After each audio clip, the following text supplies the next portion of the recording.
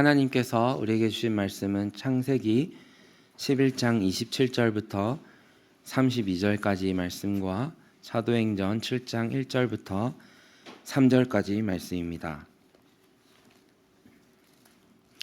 창세기 11장 27절부터 32절까지 말씀, 우리 함께 교독하고 사도행전 말씀은 우리 함께 읽도록 하겠습니다. 제가 먼저 한 절, 여러분 한 절 이렇게 읽도록 하겠습니다. 데라의 족보는 이러하니라. 데라는 아브라함과 나홀과 하란을 낳고 하란은 롯을 낳았으며 그래서 죽었더라. 아브라함과 나홀이 장가 들었으니 아브라함의 아내의 이름은 사레며 나홀의 아내의 이름은 밀가니 하란의 딸이요 하란은 밀가의 아버지며 또 이스가의 아버지더라.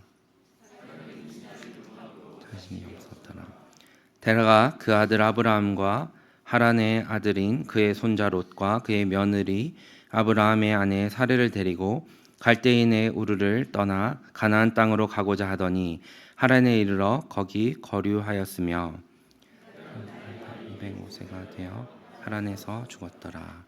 우리 사도행전 7장 1절부터 3절까지 말씀을 우리 함께 읽도록 하겠습니다. 대제사장이 이르되 이것이 사실이냐? 스데반이 이르되 여러분 부형들이여 들으소서.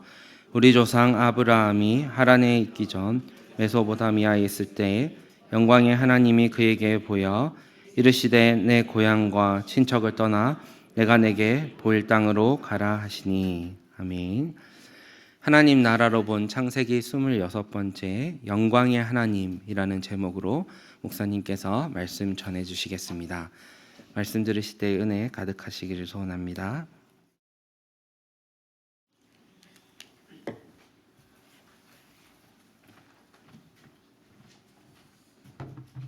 자, 여러분 한 주간 동안 잘 지내셨죠? 지금 청년들이 또 밑에서는 청년부 또 예배로 또 예배를 드리고 있을 것 같습니다. 그리고 영상으로 오늘 또 예배를 드리고 있는 우리 지체들도 계신데 다 동일한 마음으로 축복합니다. 오늘도 하나님께서 우리에게 주실 또 말씀들을 기대하고 나아가는 시간이었으면 좋겠습니다. 제가 기도하겠습니다. 사랑의 주님, 감사합니다. 저희들에게 또 주의 말씀 앞에 설 수 있는 시간과 여건과 환경과 마음 주셔서 감사합니다. 지금은 우리가 하나님 앞에서 말씀을 받는 시간입니다. 성령 하나님, 듣는 자나 전하는 자나 말씀 앞에 겸손히 서게 하시고 이 말씀이 또 우리의 시대를 살아갈 수 있는 힘이 될 수 있도록 붙들어 주옵소서. 예수님 이름으로 기도합니다. 아멘. 오늘 설교 제목이 뭡니까? 영광의 하나님. 그럼 제가 뭐에 대해서 설교할까요? 오늘 설교 다 들으신 겁니다. 여러분 세계 고고학적인 유적들이 있는 유명한 박물관들이 많이 있습니다. 대형 박물관 혹시 가보신 분 계십니까? 거기 가면 이집트 또 아시리아 또 유물들이 유명합니다. 루브르 박물관도 이집트 유물로는 세계적입니다. 특별히 스페인 프라도 박물관도 세계적인 작품들이 있습니다. 이처럼 영국이나 프랑스나 스페인은 당대의 제국이었습니다. 그래서 다른 식민지 국가의 모든 유물들을 끌어다가 모았습니다. 이런 생각을 해보는데요. 만일 이 강대국들이 이 유물의 가치를 알고 이렇게 모아다가 전시하지 않았다면 아마 제3세계의 유물들이 도굴되거나 파괴되거나 없어졌을 수도 있겠다라는 생각들을 해봅니다. 그리고 전쟁 시 곧바로 폭격이나 파괴해버렸다면 오늘날 모든 인류의 자산으로 남지는 않았을 것이다. 그런 측면에서 어느 한 지역이나 국가 민족의 문화재는 단순히 그 민족 것만이 아니라 온 인류의 문화유산이라는 것을 생각할 때에 이런 박물관들이 이런 것들을 보존했다는 것은 나름의 가치가 있다라고 생각합니다. 그럼에도 불구하고 참 이 유물들을 가져간 사람들은 참 진짜 도둑이다라는 생각이 듭니다. 어떻게 이걸 다 뜯어다가 거기다 갖다 놓았을까? 진짜 큰 도둑들이다 생각이 드는데 그 나라의 것들을 엄청나게 뜯어서 자기 나라에 가져다 두었습니다.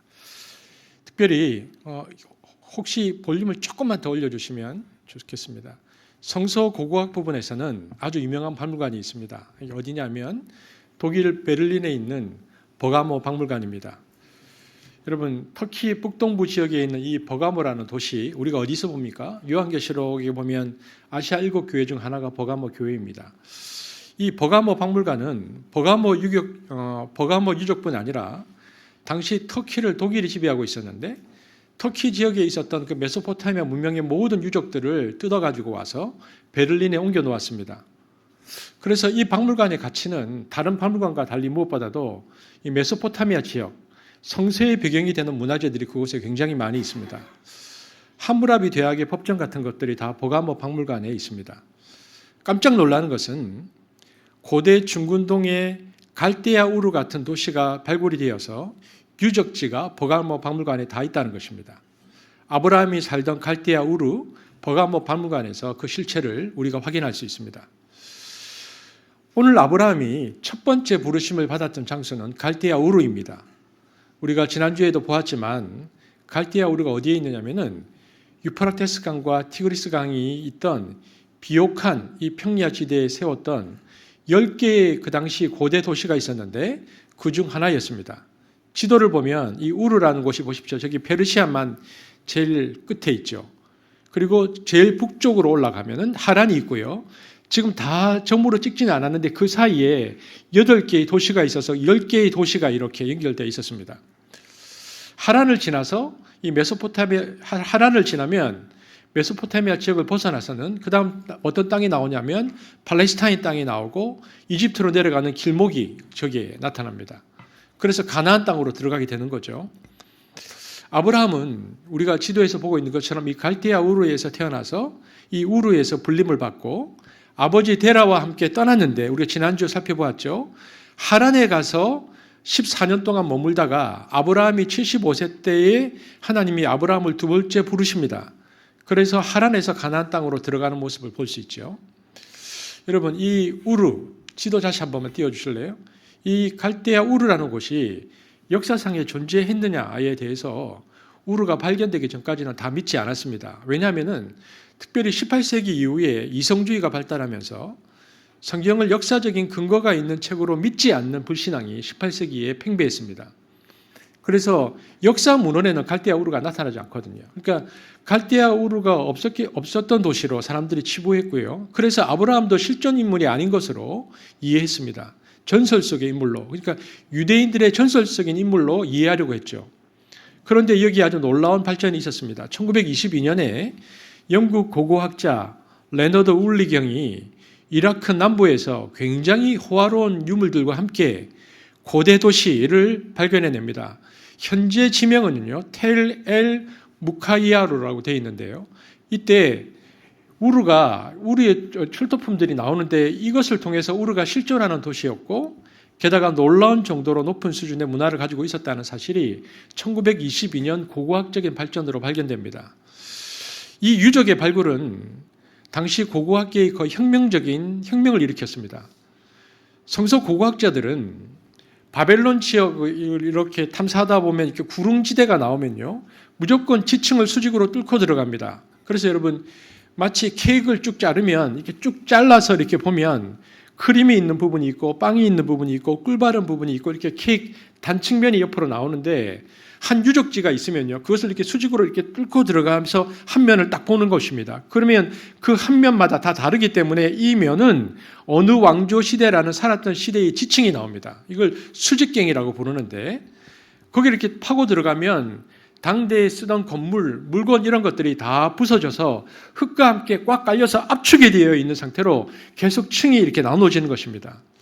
울리경이 이 수직갱을 파내려다가 보니까 어떤 층을 만났느냐 하면 너무 신기하게도 계속 유물들이 나오는데 쭉 내려가다 보니까 제일 밑에는 아무런 출토품이 안 나오는 거예요. 출토품이 전혀 없는 순백의 천여지, 이것을 이제 점토층이라고 부르는데 2.2m에 해당되는 거대한 점토층을 만나게 됩니다. 여기에는 아무런 유적도 없고 숟가락 하나도 안 나옵니다. 그래서 울리가 생각하기를 이것이야말로 인류의 천여지다 이렇게 생각했습니다. 이것이 아마 아담과 하와를 창조했을 때 발을 디뎠던 바로 그 땅이 아닐까. 이것이 인류의 첫 시작이 아닐까. 인간이 암으로 살지 않았던 이렇게 생각하고는 이제 더 파봐야 발굴할 것이 없을 것이니까 그냥 멈추자라고 생각했습니다. 그런데 하나님이 그렇게 생각하고 쉬고 있는 동안에 울리에게 영감을 주시죠. 잠을 자는데 울리경에 발굴일기에 나오는 겁니다. 발굴일기에 보면 그런 이야기가 나옵니다. 자꾸 더 파야겠다는 충동이 이상한 생각이 드는 겁니다. 근데 저는 이걸 직접 경험해 봤거든요. 제가 89년도, 90년도, 91년도를 강원도 양구에서 군생활을 했습니다. 그때 사땅굴이 나왔어요. 근데 그때 이제 우리 중령 집사님이셨는데 교회를 나오시는데 이 집사님이 이제 진급을 못 해가지고 이제 이번에 떨어지면 이제 뭡니까 군대에서 나가야 돼요. 근데 땅굴을 이제 그분이 공병대장이었기 때문에 이렇게 땅굴을 이렇게 시추를 이렇게 해야 되는데 안 나오는 거죠. 그런데 이분이 그러는 거예요. 교회 와서 진짜 기도하다가 땅굴이 있는 지역이 하나님이 주실 것 같아서 진짜 파보면 좋겠다 얘기를 하시는 거예요. 근데 그때 참 상당히 재밌었던 게 한번 파면 그 기간도 장비도 엄청나거든요. 근데 어쨌든 결론적으로 사땅굴이 나왔습니다. 그러니까 그때 나오고 나니까 그러더라고요. 그때 군대 목사님이셨는데 군대 목사님 소령이었는데 생각해보니까 그 군대 목사님도 그때 나이가 한 30대 중반밖에 안 돼요. 나보고 김군종, 야 기도한다고 없던 땅굴이 나오나? 나 솔직히 그렇게 생각했다 그러는 거야 나한테 나오거나 근데 진짜 나오네? 그러더라고 저한테. 제가 이 생각이 나는 거예요. 이 고고학 보니까 그러니까 울리경 일기에 보면은 더 파야겠다는 생각이 자꾸 드는 거죠. 그래서 이 돈이 더 들어가더라도 더 파자. 그래서 더 파내려 갔는데 2.2m 점토판으로 꽉 차 있었던 이 순백의 충을 뚫고 지나가 보니까 놀라운 일은요. 그 밑에서 또 유물들이 쏟아져 나오기 시작한 것입니다. 그런데 그 밑에 나오는 유물의 특징이 뭐냐 하면 이 점토층 위에 있던 유물하고 점토층 아래에 있던 유물이 동시대 거라는 겁니다. 이건 굉장히 이상한 겁니다. 왜냐하면 2.2m가 적어도 쌓이려면 압축이 되어서 적어도 몇백 년이 지나야 그 압축층이 나오는데 그러면 그 밑에서 나왔던 도자기와 그 위에서 했던 도자기가 같은 시대 것이 아니어야 합니다. 차이가 있어야 하는데 똑같다는 겁니다. 그래서 여기에 대해서 내린 유명한 결론이 있습니다. 이것이 무엇인가? 이것은 동시대에 살던 사람들이 몇백 년에 걸쳐서가 아니라 어느 날 갑자기 엄청난 물에 의해서 진흙이 떠밀려와서 압축되어졌고 그리고 나서 살아남은 사람들이 그 위에서 또다시 살기 시작했다는 거다. 이것을 그래서 뭐라고 명칭을 불렀냐 하면 노아 홍수층이라고 불렀습니다. 왜냐하면 노아 홍수가 아니면 설명할 수 없는 층이 나온 겁니다. 그리고 이것이 그 당시에 전 세계에 전보로 타진되면서 전보의 제목이 뭐였냐면 울리경이 노아 홍수 지층을 발견했다. 이게 성서 고고학에 나오는 얘기들입니다. 이것이 오늘날 성서 고고학의 정설입니다. 그래서 노아 홍수가 성경에 허황된 이야기가 아니라 실제적 역사적 사실이라는 것이 발견이 되고 입증이 되는데 지층의 연대가 그러합니다. 여러분 우리 성경에 보면 갈대아 우르가 나오는데요. 갈대아 우르는 역사적으로 수메르 문명에 속합니다. 여러분 수메르 문명은 홍수 이후의 문명입니다. 수메르라는 말의 뜻은요 셈의 나라라는 겁니다. 그러니까 셈의 후손들로 이루어진 나라라는 뜻인데 갈대아 우르를 발굴해 보니까 그 갈대아 우르 도시가 매우 컸다는 것을 알 수 있습니다. 특별히 우르 제3왕조 하면은 BC 2100년부터 1800년까지니까 아브라함이 살던 때가 BC 1800년으로 보거든요. 그러니까 지금부터 3800년 전 얘기입니다. 우리가 상상할 수 없는 오래된 연대인데 우르가 아까도 말씀드렸지만 당시 10개의 도시 국가 중에 가장 강력한 제국 도시였는데 그 우르를 발견해 보면은 여기 보면 저렇게 나오는데요. 이 우르 도시의 그 중심에는 거대한 이 지구라트라는 신전이 나옵니다. 발견되는 건데 이 지구라트라는 것이에요. 바벨탑의 모양과 거의 흡사합니다. 그러니까 정사각형이 되면서 올라가면서 계단형으로 이렇게 좁혀져 가는데 맨 위로 이렇게 올라가면 아주 좁아지는데 제일 위쪽에는 뭐가 있냐면 신전이 있는 것입니다. 그러니까 거대한 정사각형의 지구라트가 있고 그 위쪽으로 올라가면 신전이 발굴되는데 그 신전에 뭐가 있냐면 그 당시 그들이 섬기던 신, 달신, 난나르라는 신인데 달신이 거기 있는 겁니다.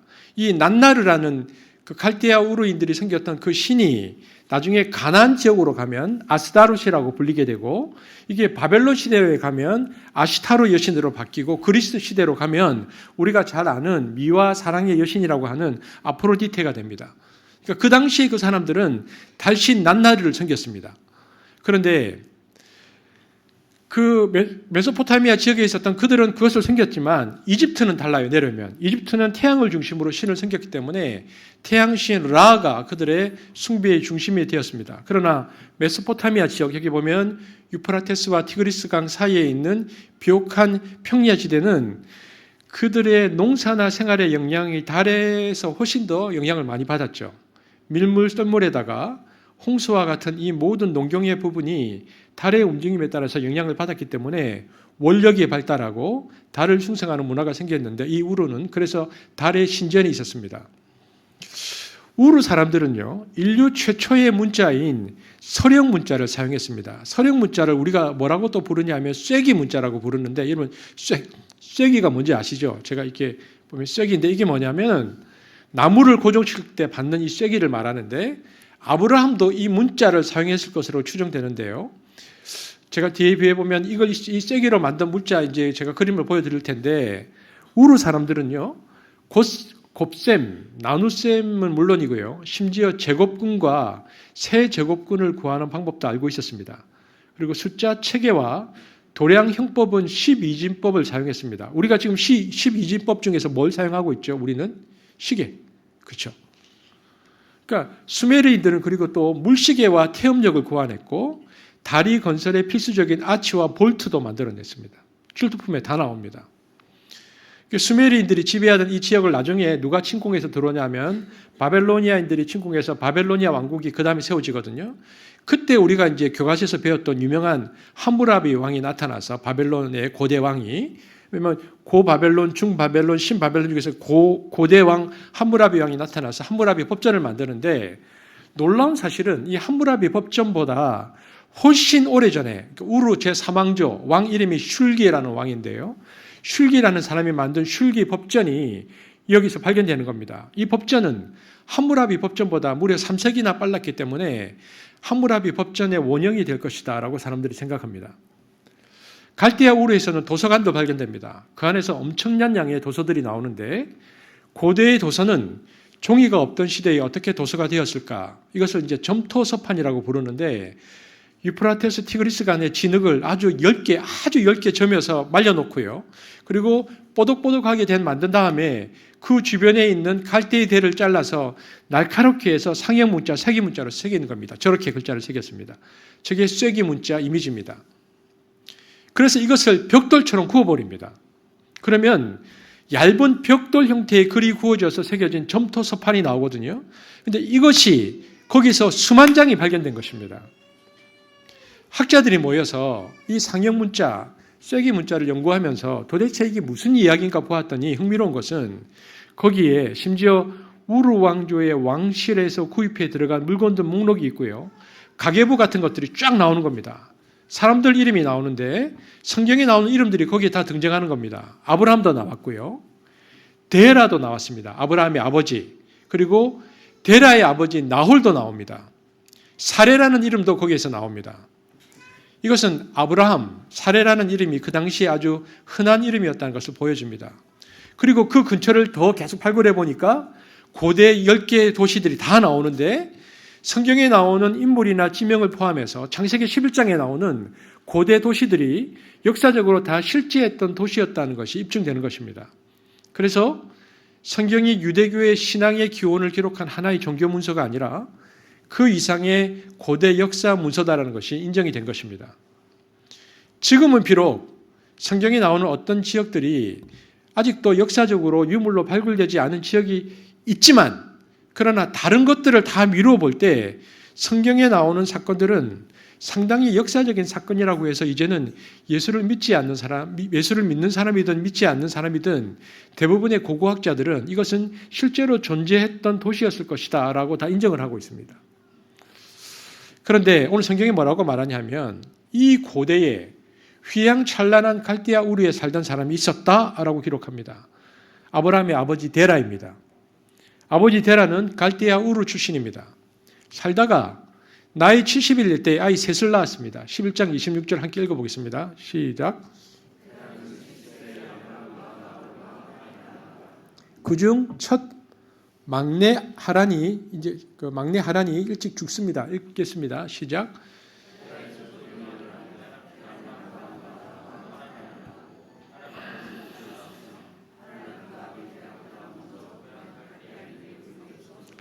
하란이 낳은 아들이 있었는데, 근데 저기 보니까 데라의 손자이고요. 아브라함의 조카겠죠.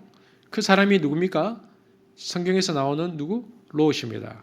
우리가 롯에 대해서 뭘 알고 있죠? 롯의 아내가 소돔과 고모라 아내와 연결되어서 어떻게 됩니까? 소금 기둥으로 변했다는 이야기를 우리가 알고 있습니다. 그 롯이 바로 하란의 아들입니다. 하란이 일찍 죽고요. 지난주 이야기했지만 아브라함이 60, 데라가 130세쯤 되었을 때 이 가족이 우르를 향해서 떠납니다.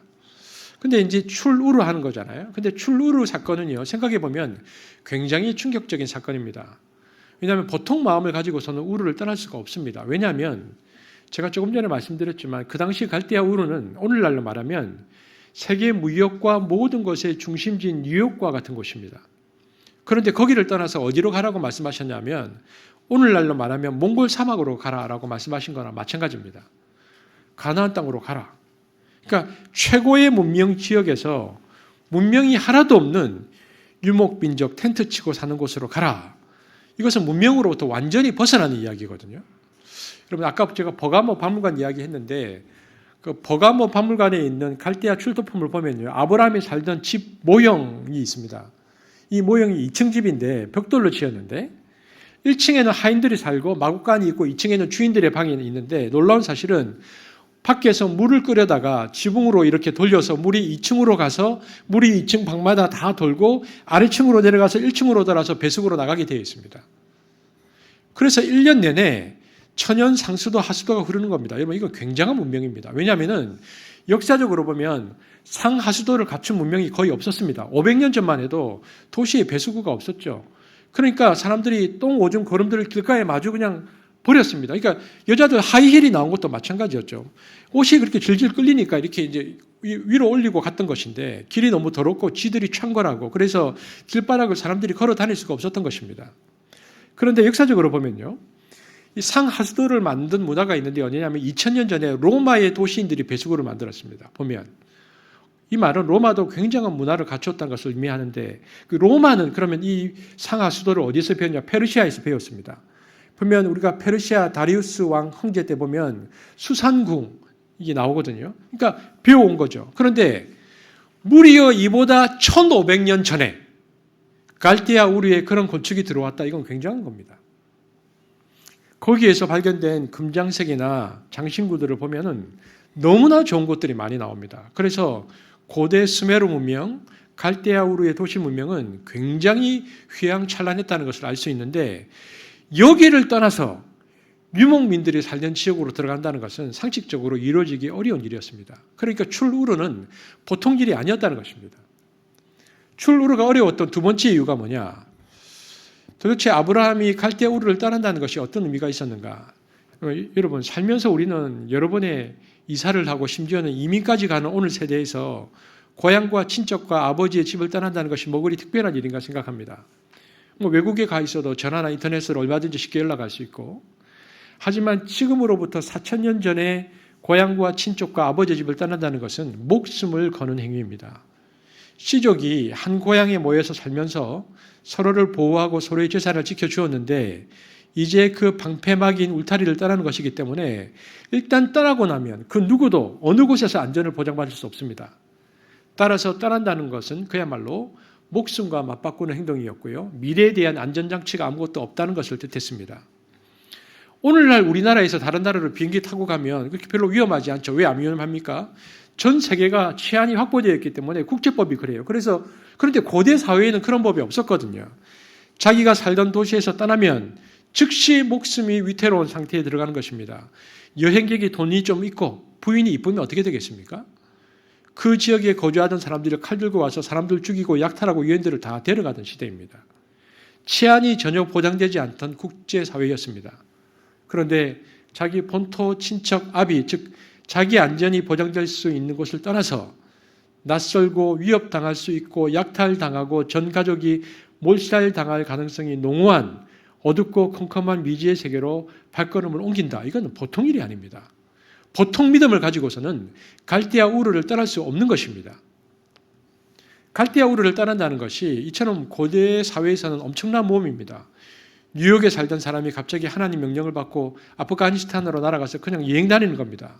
아니면 아프리카 해적들이 많은 소말리아로 가서 그냥 그 지역을 아브라함이 왔다 갔다 하는 겁니다. 소말리아로 가라! 그랬더니 주여 하고 그냥 가족 데리고 간 겁니다.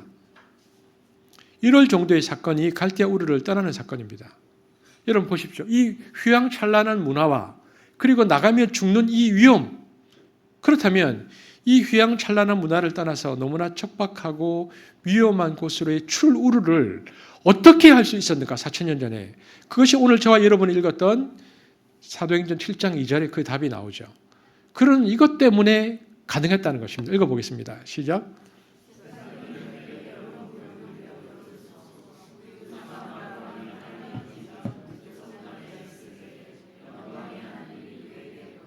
하란에 있기 전 메소포타미아 갈디아 우르에 있을 때에 스데반이 뭐라고 이야기하냐면 하나님이 아브라함에게 나타나셨는데 어떤 하나님이 나타나셨냐면 영광의 하나님이 나타나셨다. 이게 단초입니다. 그것을 풀 수 있는. 하나님이 영광으로 나타나셨다. 이게 무슨 뜻인가? 영광이라는 단어가 무엇입니까? 헬라어로는 독사라고 말하고 히브리어로는 카보드라고 하는데 이 단어는 빛 혹은 광채를 가리킵니다. 여러분 빛 있죠? 빛에는 두 가지가 있습니다. 피조 세계의 빛과 또 하나는 창조 세계의 빛입니다.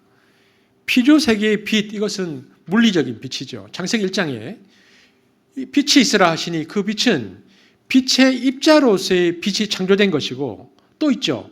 그 빛의 입자를 발출하는 빛이 있는데 그것은 창세기 1장을 보면 4일째 만드셨습니다. 별, 달, 해, 우주에 있는 광명들. 그러니까 빛의 입자를 발출해내는 에너지 덩어리들을 하나님이 창조하셨다고 되어 있습니다. 그런데 이것이 빛의 입자이거든. 빛의 덩어리건 상관없이 이것은 다 하나님이 만드신 피조된 빛입니다. 그러나 성경에 보면 빛에서는 또 다른 빛이 있다고 말합니다. 그것은 뭐냐?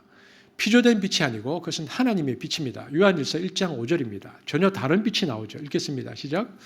우리가 그에게서 듣고 너에게 전하는 소식은 이것이니 곧 하나님은 빛이시라. 그에게는 어둠이 조금도 없으시다는 것이니라. 하나님 자신이 빛이라는 은유를 쓰고 있는데 이 빛은 피조세계의 빛이 아니고 입자로서의 빛이 아니고 창조주의 빛입니다. 피조물의 빛이 아니라는 겁니다. 이 창조주 하나님이 물질 세계로 이렇게 들어오실 때 주로 성경이 뭐라고 표현하냐면 빛으로 나타나신다. 성경이 이렇게 표현합니다. 그러면 이 하나님의 빛은 피조물의 빛과 무엇이 다른가? 이 빛의 속성 중에서 가장 다른 점은요. 하나님의 빛은 그 빛 안에는 죄가 없다는 것입니다. 세상의 빛은 하나님이 다 창조했는데 아담과 하와의 범죄로 죄로 오염되고 타락했습니다. 그래서 원래의 영광을 상실했습니다. 원래의 빛을 상실했습니다. 하나님의 영광을 선포하던 그 기능이 약화되었습니다. 죄로 말미암아 흐려졌다고 보면 됩니다. 그래서 칼빈은 이런 표현을 썼는데 자연은 하나님이 쓰신 성경인데 죄로 흐려진 성경이다. 이렇게 표현했습니다. 그래서 이 세상의 빛은 온전하지 못합니다. 그런 세상의 물질 세계 가운데 하나님이 이제 물질 세계 안으로 들어오는 일이 발생하죠. 이걸 뭐라고 얘기합니까? 임재, 구약 시대는 신의 임재라고 얘기하고, 그래서 신약 시대에 오면 예수님이 그렇게 이제 세상으로 들어오십니다. 이것이 예수님의 탄생이죠. 하나님이 물질의 시공간 안에 들어오셔서 사람의 몸, 육체를 가지고 태어나신 것입니다. 예수님의 성육신이야말로 하나님이 물질이 되신 것인데, 그래서 그걸 뭐라고 표현하냐면 하나님이 물질 안에 임재하셨다, 내재하셨다라고 표현합니다.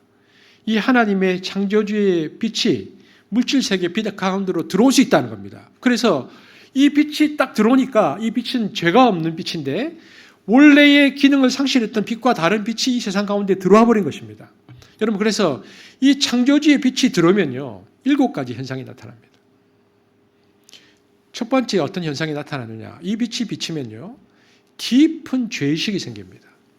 왜냐하면 이 빛은 영적인 빛이기 때문에 그러합니다. 하나님은 영이시고 그 영으로부터 나오는 빛이기 때문에 본질이, 그 빛은 본질이 영의 빛이기 때문에 물질 세계로 그 빛이 딱 들어오면 영적인 반응이 일어납니다. 영적 존재는 이 영적인 빛을 쬐 때 영적 반응을 하는데 특별히 인간이 그러합니다. 인간은 하나님의 영으로 창조되어졌고 하나님의 영이 인간의 존재에 있는데 이것이 죄로 말미암아 어그러지고 망가져 있죠. 하나님은 몰라요. 그런데 하나님의 거룩한 빛이 비치게 되면 영혼이 반응을 합니다. 우리 피부도 태양빛을 쬐면 검어지잖아요. 피부가 반응하는 거거든요. 그것처럼 반응하게 되어 있습니다. 우리가 엑스레이를 찍으면 뼈가 반응해서 이렇게 뼈가 보이잖아요. 빛이 들어오면 그 빛이 드러내는 것이 있는데 이 하나님의 빛은 영의 빛이고 죄가 없는 거룩한 빛인데 이 빛이 인간에게 쬐면 무슨 일이 발생하는가? 제일 먼저 영혼이 확 드러나는데 엑스레이가 뼈를 드러내듯 성령의 거룩한 하나님의 빛은 영을 확 드러냅니다. 그럼 영에서 무엇이 가장 먼저 드러나는가? 인간의 영에서 암덩어리인 죄가 드러납니다. 그래서 하나님의 거룩한 영광의 빛을 쬐 때 나타나는 첫 번째 현상이 뭔가? 그 전까지는 하나님을 모르고 있을 때는 아무 감각이 없었는데 그 빛이 딱 들어오면서 죄가 딱 비춰지니까 죄책감이 생깁니다. 깊은 죄의식이 나타납니다. 대표적인 예가 이사야 선지자입니다. 이사야 6장에 보면 이사야 선지자가 하나님의 성전에 들어가는데 성전에 가득한 하나님의 영광의 빛을 쬐입니다.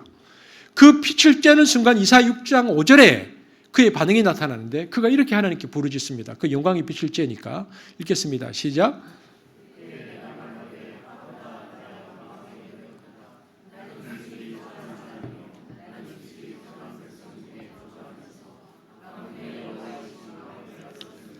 여러분, 일반 사람들보다 선지자 입술이 가장 거룩했는데 그 거룩하다고 여겨졌던 입술이 죄의 근원이라는 것을 알게 됩니다. 영광의 빛을 딱 쬐니까. 그러니까 뭐라고 나오냐면 화로다. 내가 망하게 되었다. 내 입술이 이만큼 부정한 것이구나. 몸부림치는 것입니다.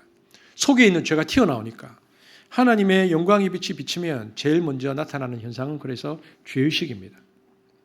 두 번째, 하나님의 영광의 광채가 비치면 신약 성경을 보면 죄의식이 중요한 것이 아니고 그 다음에는 뭐가 드러나냐. 하나님을 인식하게 되어지고 예수님 안에 있는 하나님의 신성을 깨닫게 됩니다. 요한복음 1장 9절 한번 읽어보겠습니다. 시작. 참빛 곧 세상에 와서 각 사람에게 비추는 빛이 있어나니. 각 사람에게 비추는 빛이 바로 예수님을 가리킵니다.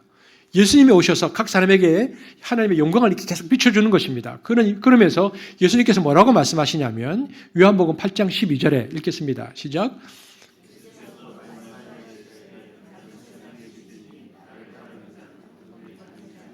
생명의 빛을 얻으리라. 주님이 이렇게 말씀하셨죠. 나는 세상의 빛이다 말씀하셨는데 이 빛이 우리 요한복음 금방 말씀처럼 각 사람에게 비춰지면 이 빛이 각 사람에게 비춰지면 예수님이 창조주 하나님이라는 것을 사람들이 깨닫게 된다는 것입니다. 예수 그리스도를 인식하는 능력이 생기죠. 여기에 가장 대표적인 예가 사도 바울입니다.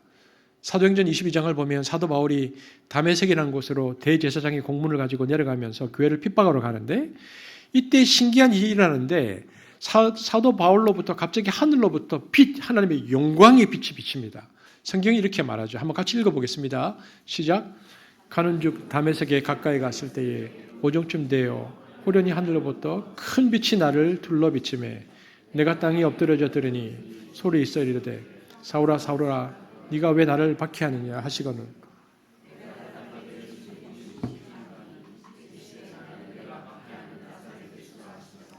나와 함께 있는 사람들이 빛은 보면서도 나에게 말씀하시는 이의 소리는 듣지 못하더라. 내가 이르되 주님 무엇을 하리이까? 주께서 이르시되 일어나 다메섹으로 들어가라. 내가 할 모든 것을 거기서 누가 이르리라 하시거늘 나는 그 빛의 광채로 말미암아 볼 수 없게 되었으므로 나와 함께 있는 사람들의 손에 끌려 다메섹에 들어간다라. 뭐라고 되어 있냐면 다메섹 도상에서 예수님이 바울에게 나타나셨는데 무엇으로 나타나셨냐면 영광의 빛으로 나타나셨습니다. 소리는, 지금 듣는 소리는 사도 바울 외에 아무도 못 들었는데 이 빛이 다른 사람들은 다 보았어요. 다른 사람들도. 그러니까 이 빛은 영적인 빛의 성격이 있지만 다른 사람들도 다 보았으니까 물리적인 빛의 형태로 나타났습니다. 이 빛은 물리적인 빛으로 변환되었기 때문에 그래서 사도 바울의 시력을 상실하게 만들었어요. 시신경을 마비시켜 버렸습니다. 번쩍하면서 시신경이 잠깐 놀라서 새카맣게 아무것도 보이지 않는 것처럼 그 이상의 빛이 번쩍하는 바람에 사도 바울의 시신경이 마비되어 버렸어요. 그리고는 눈에 비늘 갇힌 것이 생겼습니다. 그 빛이 얼마나 강력한 빛이었는지. 그래서 바울이 소경이 되어서 끌려나가죠. 이 빛의 특징이 뭐냐?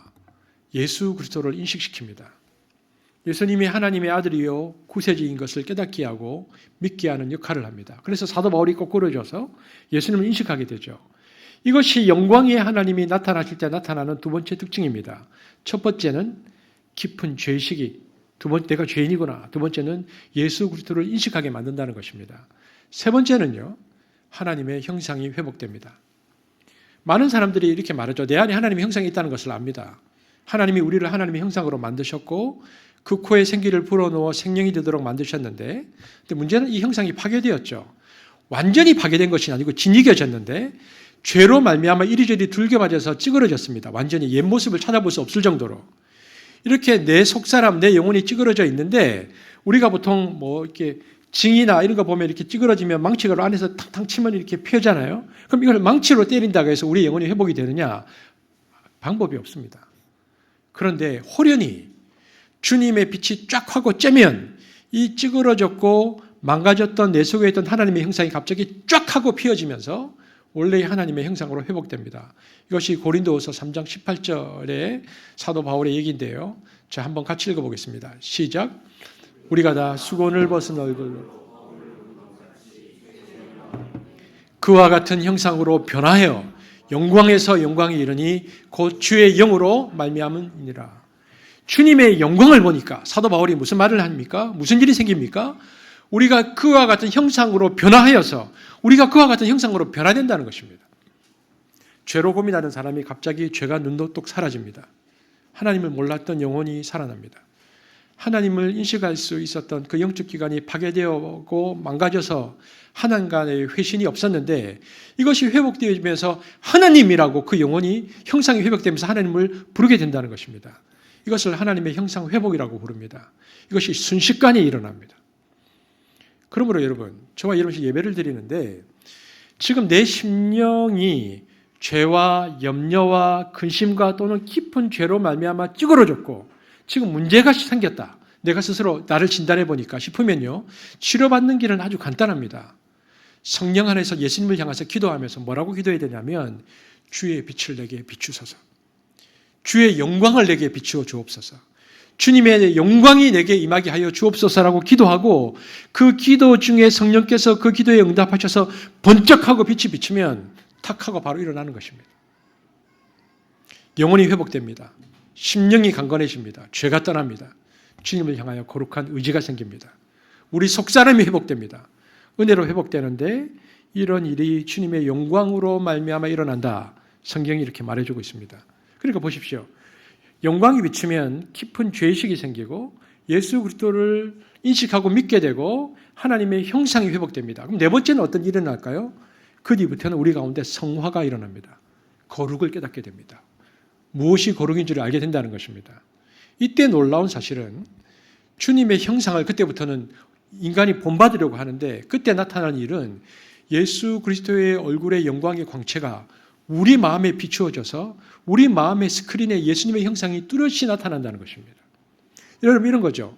직접 여러분 그런 경험은 없겠지만 사진을 찍고 암실에서 카메라 필름을 벽에 걸어두면 했다가 이렇게 종이로 이렇게 하면 시간이 지나서 이제 그 회상이 선명해지는 것처럼 회복된 하나님의 형상의 마음판에 예수 그리스도가 선명하게 각인됩니다. 사도 바울이 이렇게 말하죠. 고린도후서 4장 6절 한번 같이 읽어보겠습니다. 시작.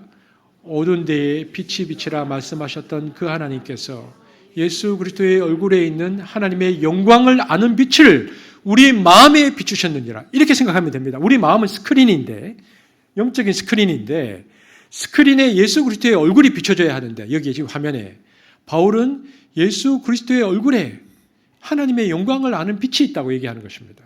즉 하나님의 영광은 예수 그리스도의 얼굴을 통해서 비춰진다. 필름이 있는데 그 필름이 예수 그리스도의 얼굴이 있는 필름이어야 한다고 말하는 겁니다. 그 빛이 번쩍하면 예수 그리스도의 얼굴이 그 필름이 내 안으로 들어와서 내 마음의 스크린에 딱 새겨진다는 겁니다. 사도 바울의 표현이. 그런데 예수 그리스도의 얼굴이 새겨져 있는 필름이 뭔가? 사도 바울이 뭐라고 말하느냐? 그 필름의 이름이 성경이라는 겁니다. 고린도후서, 지금 시간이 없어서 고린도후서 3장을 다 안 읽겠는데 여러분 집에 고린도후서 3장 앞뒤를 읽어보면 그것은 성경을 가리킵니다. 사도 바울이 말하는 것은 복음에 하나님의 영광의 광채가 나타나는데 성경에 그 하나님의 얼굴이 그려져 있다. 사도 바울이 그렇게 말하는 거죠. 여러분 지금 제가 여러분에게 하나님 얼굴을 한번 그려보라고 하면 여러분 어떻게 그리시겠습니까? 하나님이 매부리 코입니까? 하나님 쌍꺼풀이 있습니까? 그려지지 않죠. 그런데 놀라운 건요. 눈 감고 하나님 생각하면 예수님 모습이 떠오릅니다. 그러면 어떤 예수님의 모습이 떠오릅니까? 외형의 형상이 떠오르는 게 아니고 인격적 이미지가 우리 안에서 떠오르는 거죠. 사랑스러운 모습, 자비가 긍휼하신 모습, 권능을 행하시는 모습, 병자들을 안고 쓰다듬는 모습, 내가 죄를 지을 때 나를 슬프게 바라보시는 모습, 때로는 안타까워하고 꾸짖는 모습, 때로 내게 힘을 주시고 용기를 주시는 모습, 그 수많은 그리스도의 얼굴이 내게 떠오르는데 그것은 모두 다 인격적 이미지거든요. 그것이 하나님의 얼굴, 예수의 형상입니다. 이런 예수의 인격적 이미지가 어디에 기록되어 있는가? 성경이라는 겁니다. 그러니까 예수님의 얼굴을 보고 싶은 사람은 무엇을 많이 보아야 하는가? 성경을 많이 봐야 됩니다. 어디? 마태, 마가, 누가복음을 여러분 계속 한번 읽어보십시오. 읽을 때마다 성령께서 나에게 번쩍번쩍, 그러니까 예수님의 형상이 내 마음의 스크린에 계속 찍히는데 많이 찍히면 어떻게 될까요? 이게 이제 3D로 보이죠. 입체로 보이겠잖아요. 많이 비추면 예수님의 모습이 나에게 이제 입체로 이제 느껴지는 것입니다. 예수 그리스도 안에 있는 영광의 빛을, 그런데 그 비추시는 그 분이 누구신가? 창조주 하나님이십니다. 어두운 데서 빛이 있으라 말씀하셨던 그 하나님, 창세기 1장에 빛이 있으라 하심에 빛이 있었던, 빛을 창조하셨던 그 하나님이 예수 그리스도의 얼굴에 있는 복음의 영광을 우리 마음에 번쩍하고 비추시는데 그때는 우리가 주님의 형상을 본받게 됩니다. 그러면서 내가 이제는 예수님처럼 살고 싶다라는 성화의 길을 걷게 되는 것입니다. 여러분 영적인 성숙을 원하십니까? 주님의 모습으로 변화되기를 원하십니까? 여러분의 인격과 심령이? 여러분이 스스로 아무리 노력하고 애써도 조금 진보가 있을지 모르지만 다시 원상태로 회귀됩니다. 정말 변화는 언제 일어나는가? 성경은 주님의 영광의 광채가 비출 때다. 그래서 우리의 속사람, 우리의 심령의 주님을 닮아가는 성화가 일어나기 위해서는 그때부터는 우리가 말씀을 보아야 합니다. 말씀 앞에 서야 하는 것입니다. 그래서 그 빛이 우리를 계속 쬐게 해서 우리의 영혼이 예수 그리스도를 따라갈 수 있도록 만들어야 하는 것이죠. 그것이 말씀입니다. 첫 번째 깊은 죄의식, 두 번째 예수 그리스도를 인식하게 하는 것, 세 번째 하나님의 형상이 회복되는 것, 네 번째는 그렇게 되어서 예수 그리스도를 닮아가는 성화가 일어나잖아요. 그런데 영광의 광채가 비치면 이 성화로 끝나지 않습니다. 그 뒤부터는 실제로 몸의 변화가 일어나는데 두 단계로 일어납니다. 성화가 일어나면 영광의 광채가 비치면 다섯 번째, 먼저는 샘플로 예수님의 몸의 변화가 일어납니다. 두 번째는, 여섯 번째는 우리 몸의 변화가 일어납니다. 성경에 보면 예수님이 죽으셨다가 사흘 만에 부활하셨다고 하셨는데 부활이 어떻게 일어나는가? 로마서에 보면 아버지의 영광으로 말미암아 그 몸에 부활했다고 말합니다. 그러니까 그리스도를 죽은 자 가운데서 살리신 것은 무엇으로? 아버지의 영광으로 말미암아. 로마서 6장 4절 한번 읽어보겠습니다. 시작.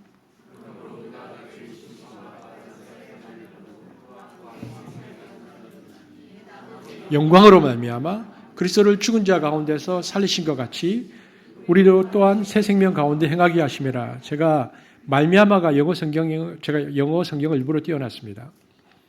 근데 여러분 헬라어 전치사 이 디아인데요. 이것은 무엇을 통하여서라는 뜻입니다. 그러니까 정확하게 번역하면 어떤 뜻이냐면 죽었던 예수님의 몸이 부활하는데 원문 뜻을 그대로 해석하면 성령을 통해서 성령께서 뭘 비추셨냐 하면 하나님의 영광의 광채를 예수님께 비치니까 성령님을 통하여 예수님의 죽었던 몸이 사흘 만에 다시 부활체로 일어났다. 이렇게 말하는 겁니다. 여러분, 이 로마서 6장 4절이 그리스도의 부활과 예수님의 영광의 관계를 말해주는 굉장히 유명한 성경 구절입니다.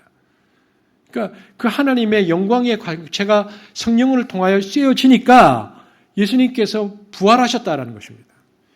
주님의 영광이 임하면 죽었던 몸이 이렇게 살아납니다. 주님의 영광이 임하면 소경의 눈을 번쩍 뜨는 것입니다. 주님의 영광이 임하면 안전뱅이가 일어나는 것입니다. 암이 그냥 사라지는 것입니다. 물이 포도주로 바뀌는 것입니다. 이 영광이 비추는 일이 몸하고 관련해서는요. 그래서 예수님께 먼저 일어납니다. 부활로. 그 이후에 뭐라고 말하니까 바울이 저와 여러분의 몸도 이렇게 변한다. 주님 재림하실 때 예수님의 그 변화가 우리 몸에 우리도 그렇게 변화될 것이다. 빌립보서 3장 21절 한번 같이 보겠습니다. 시작. 만물을 자기에게 복종하게 하실 수 있는 자의 역사로 우리의 낮은 몸을 자기 영광의 몸의 형체와 같이 변하게 하시리라. 저와 여러분이 주님이 재림하실 때 우리 몸이 변화될 것인데 이 몸의 진료가 무엇으로 바뀌는가? 빛, 영광의 형체로 바뀐다. 우리가 주님의 빛을 비추고 나면 심령이 변화되는 것뿐만 아니라 우리의 몸이 영생의 몸으로 바뀐다고 말하고 있습니다. 썩어져 가는 육체로 살 때도 이 빛을 쬐면 병도 낫고 죽음도 사라지고 나사로 같은 사람은 죽었다가 다시 살아나고 회당장 야이로의 딸도 다시 살아났잖아요. 이 몸의 변화가 일으키는 것이 주님의 영광이라는 것을 알아야 됩니다. 그래서 주의 영광의 빛이 비치면 첫 번째 죄의식, 두 번째 예수 그리스도를 인식하게 되는 것, 세 번째 하나님의 형상이 회복되는 것, 네 번째 그렇게 되어서 성화가 일어나고 그 성화가 우리 예수님의 몸의 변화와 여섯 번째 우리의 몸의 변화를 일으킵니다. 그러면 마지막 최종 단계에 어떤 일이 일어나는가? 성화의 단계를 거쳐서 우리는 우리 안에 영화가 일어납니다. 마지막에는 하나님의 영광을 바라고 영광을 돌리는 존재로 변모합니다. 로마서 5장 2절 읽겠습니다. 시작. 또한 그로 말미암아 하나님의 영광을 바라고 즐거워하니라. 여러분, 하나님이 저와 여러분을 만드신 이유가 우리가 주님의 영광의 광채를 쬐고 영광스러운 영혼과 영광스러운 몸이 되어서 하나님의 영광을 드러내도록 하시기 위함인데 우리가 지금은 육체를 가지고 있잖아요. 그러니까 육체를 가지고 사는 동안은 착한 일을 해서 많은 사람들로 하여금 하나님께 영광을 돌리게 하도록 그렇게 살아가게 되어 있고요. 그러므로 성도의 존재 목적은 하나님의 영광이거든요. 이것이 영광이 가는 성경의 일관된 가르침입니다. 여러분, 우리가 잘 아는 대로 그 종교개혁이 이제 16세기에 일어났는데 그리고 200년 동안 교리를 정돈하는데 200년간의 신학자들의 노력과 회의 결과 개신교는 200년의 수많은 신조들을 만들어내면서 웨스트민스터 신앙고백서라는 것을 완성합니다. 이걸 고백신앙이라고 하는데 웨스트민스터 신앙고백문 1문 뭐라고 정돈했는가? 보면 이렇게 되어 있습니다. 인생의 제일 된 목적은 무엇인가? 답.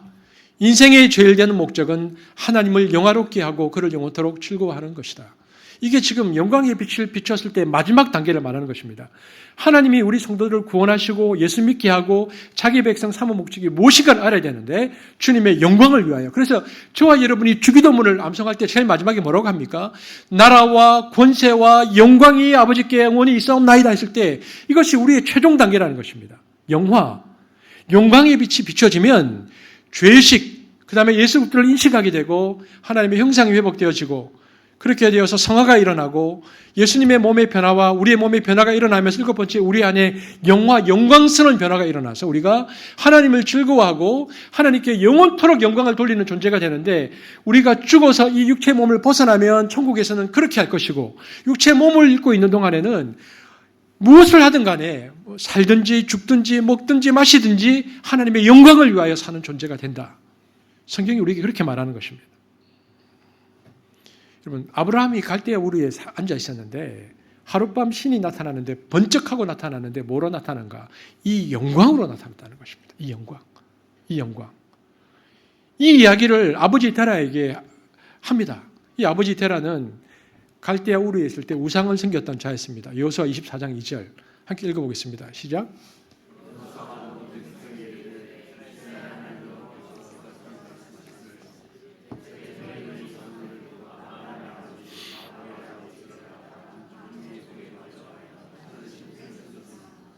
무슨 뜻이냐면 데라는 우상을 아주 종교적으로 깊이 숭상하는 사람, 섬겼다라는 사람이었습니다.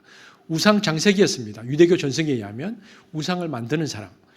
이 집안에 우상 조각하고 우상 만드는 우상 덩어리 집안이었는데 이 집안에 있던 아브라함에게 하나님의 영광이 번쩍하고 나타나니까 이 번쩍거리는 빛이 그 당시 아브라함에게 엄청난 충격을 준 것입니다.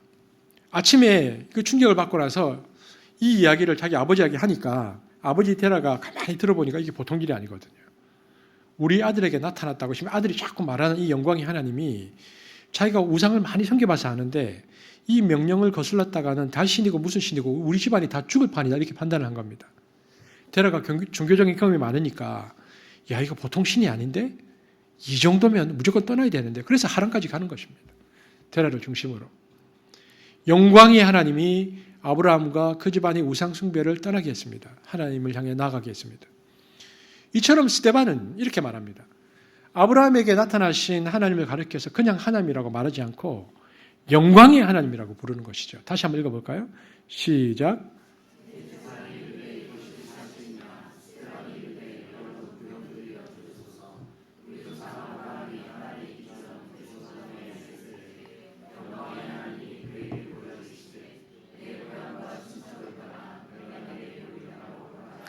여러분 이 말은 두 가지 뜻이 있습니다. 이 말은 첫 번째 모든 것이 유한한 이 세상에서 오직 영원하신 하나님만 영광된 분이시다.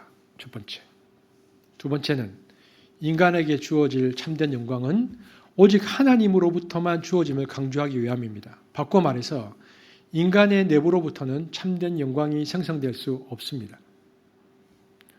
우상의 도시 하란에 살던 아브라함의 본래 이름은 존귀한 압이라는 의미를 지닌 아브람이었습니다. 그러나 그의 인생은 전혀 존귀하지 않았습니다. 4,000년 전 지금과는 달리 자식의 수가 부의 최고 상징이었던 중동에서 아브라함은 75세가 되기까지 자식 한 명 없었다. 이렇게 성경 기자가 강조합니다. 그러니까 뭘 말하려고 하냐면 그의 이름은 존귀가 아니라 수치의 상징이었다라고 말하고 싶은 것입니다. 아무도 박복한 그를 상대해 주지 않아서 그는 마치 혈연단신 같은 외톨이 신세였습니다. 말하자면 그는 인생 실패자였다.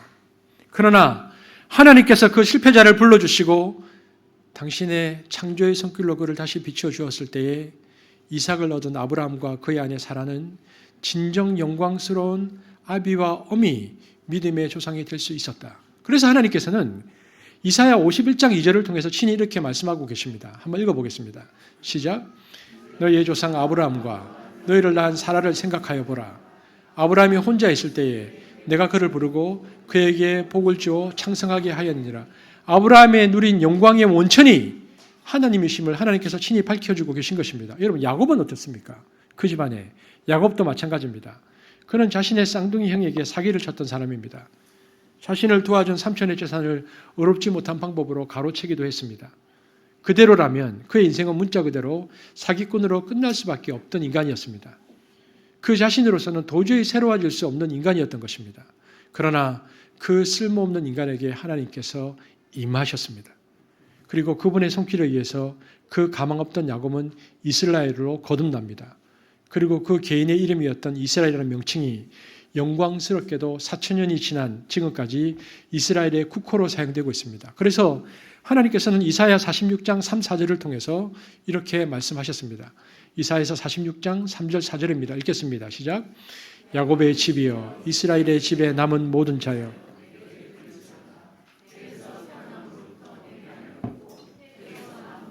내게 업힌 너희여 너희가 노년에 이르기까지 내가 그리하겠고 백발이 되기까지 내가 너희를 품을 것이라. 내가 지었은즉 내가 업을 것이요 내가 품고 구하였느니라. 오직 하나님의 품속에서만 영광스러운 이스라엘이 될 수 있다는 것을 재천명하신 것입니다. 요셉도 예가 아니었습니다. 그 역시 전혀 쓸모없는 인간에 지나지 않았지만 하나님에 의해 기근에 빠진 세계를 구해내는 영광스러운 하나님의 도구가 될 수 있었습니다. 허망할 수밖에 없는 인간에게 참된 영광은 하나님으로부터만 주어지는 것입니다. 그렇기 때문에 이 사실을 누구보다도 바르게 알고 있었던 다윗은 아들 압살롬이 일으킨 구테타를 피해 도망가면서 오히려 다음과 같이 하나님을 찬양했습니다. 시편 3편 3절입니다. 시작. 여호와여 주는 나의 방패시요 나의 영광이시요 나의 머리를 드시는 자니시다. 만약 하나님께서 다윗과 함께 해주시지 않았던들 다윗은 영광은커녕 자식의 칼에 맞아 죽는 가장 비참한 인간이 되고 말았을 것입니다. 이렇듯 오직 참되고 영원한 영광은 영원하신 하나님 그분으로부터만 주어지는 것입니다.